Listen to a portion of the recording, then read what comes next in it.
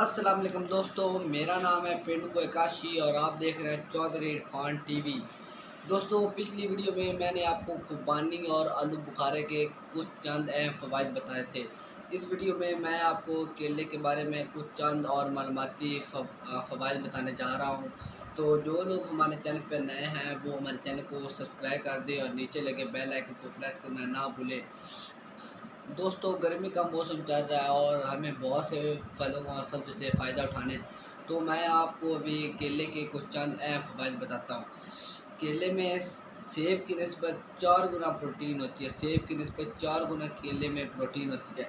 एक केला खाने से इंसान में इतनी तवानाई पैदा होती है कि वो 1.5 घंटे तक मुसलसल काम कर सकता है, थकता नहीं है। केला बहुत सी बीमारी को काबू पाने और इनसे महफूज रखने में अहम किरदार अदा करता है। केला खाकर हम अपने आप को बीमारियों से दूर कर सकते हैं। केला खाने से जिस्म में कुदरती तौर पर तजाबियत मादे तहलील हो जाते हैं। केला खाने से केला एनर्जी फ्रेम करके हमें फिट रखता है। और आखिरी फ़वाइद ये है कि हम केला खाकर अपनी बॉडी को फिट और मेंटेन रख सकते हैं। तो ये थे कुछ केले के अहम फ़वाइद। तो इसी तरह के और तरह के फलों के बारे में फ़वाइद जानने के लिए इस चैनल को सब्सक्राइब करें। अल्लाह हाफ़िज़।